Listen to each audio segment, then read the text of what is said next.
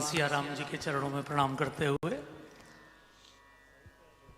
आज सोमवती अमावस्या का पावन दिन है और ये सोम माने चंद्रमा, चंद्रवंश की ही अवतार की भूमि है महाराज जी।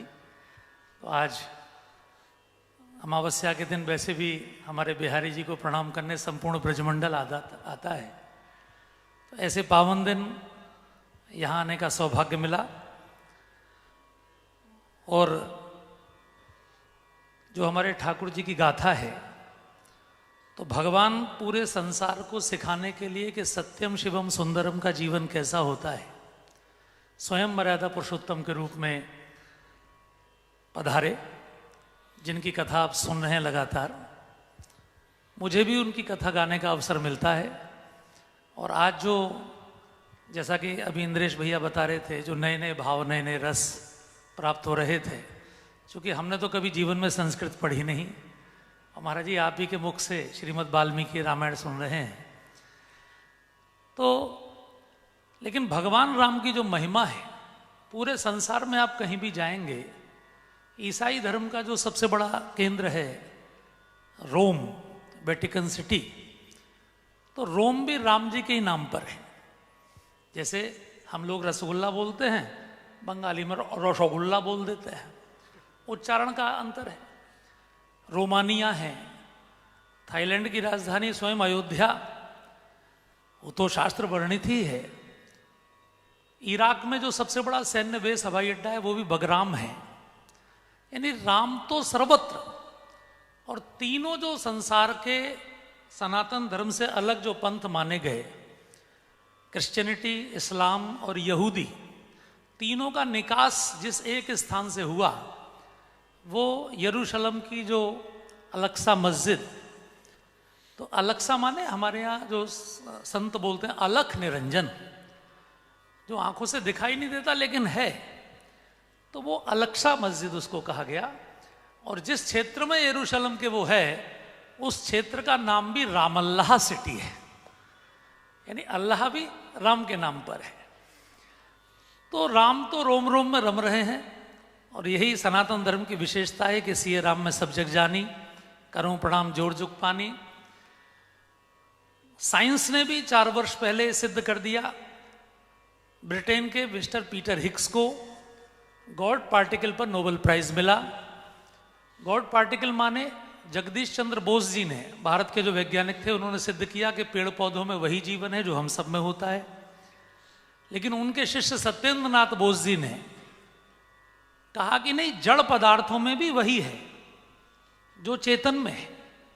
ये जो जड़ हमको दिखाई पड़ रहा है, ये तभी तक है जब तक इसमें गॉड पार्टिकल है, यानी आत्मा है। जिस दिन वो नहीं होगा, ये भी पंचतत्वों में विलीन हो जाएगा। उनको इतनी डिजिटल मशीन्स नहीं थी उस समय, 100 वर्ष पहले, तो उनके थ्योरी पर मिस्टर पीटर हिक्स ने काम किया और उन्होंने गॉड पार्टिकल को सिद्ध किया कि सब कणों में, चाहे वो सीमेंट है, चाहे पत्थर है, चाहे शीशा है, चाहे जो भी है, सब में आत्मा का वास है। ईशावास्यमिदं सर्वम उपनिषद का वाक्य सिद्ध हुआ, नोबेल प्राइज मिला, और उस सिद्धांत को हिग्स बोसोन कहा गया। पीटर हिग्स का हिग्स नाम, सत्येंद्रनाथ बोस का बोसोन नाम। इस सिद्धांत ने, नोबेल प्राइज ने, सनातन धर्म की सार्वभौमता को सिद्ध किया। लेकिन भारत का यह दुर्भाग्य हुआ कि भारत में धार्मिक जगत में महाराज जी इस पर हलचल नहीं हुई। नहीं तो किसी और धर्म का, बाकी धर्मों का तो सिद्धांत ये है कि खुदा 7वें आसमान के ऊपर है, नीचे तो उसकी कायनात है, लेकिन यहाँ तो कण कण में परमात्मा की उपस्थिति मानी गई। तो ये सिद्धांत सर्वत्र प्रेम का सिद्धांत है। जब सबके अंदर भगवान है तो हम अशांत किसको कर सकते हैं? इसलिए हम तो ओम देव शांति अंतरिक्ष गोम शांति सबकी बात करते हैं। तो ये हमारे जो शास्त्र हैं, ये पूरे संसार के जीवन को शांत भी कर सकते हैं और सुंदर भी बना सकते हैं। और इसके लिए भारत के साथ बड़ा षड्यंत्र हुआ। अंग्रेजों के आगमन के और प्रस्थान के बाद भी जो संस्कृत क्षेत्र यहाँ के डोमिनेटिंग क्षेत्र था, जो 7 लाख गुरुकुल अंग्रेजों ने खुद लिखे कि भारत के गजट में 7 लाख गुरुकुल चलते थे, उन सबको नष्ट करके जो उन्होंने अपनी प्रणाली स्थापित की, बड़ी चतुराई से संस्कृत और साइंस को अलग अलग कर दिया। जिन्होंने संस्कृत पढ़ी उनको साइंस नहीं पढ़ाई गई, जिनको साइंस पढ़ाई गई उनको संस्कृत नहीं पढ़ाई गई। इसलिए शास्त्रों में जो साइंस है उसको डिकोड कैसे किया जाए, तो इस विषय पर अब चिंता शुरू हुई है।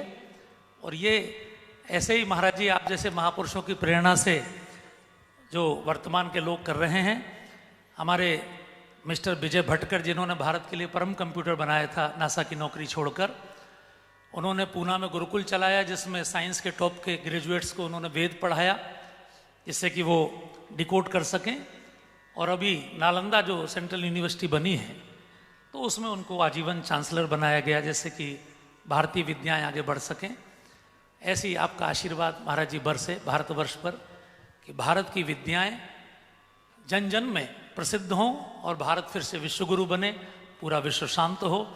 भगवान श्री राम इन्हीं विद्याओं के बल पर भारत को तो विद्या की रक्षा और अविद्या का नाश करने ही पधारते हैं निश्चित रूप से। और पूज्य महाराज जी अवध से आए हैं, मैं उनके चरणों में शत बार प्रणाम करता हूँ। और एक और निवेदन अंत में करता हूँ कि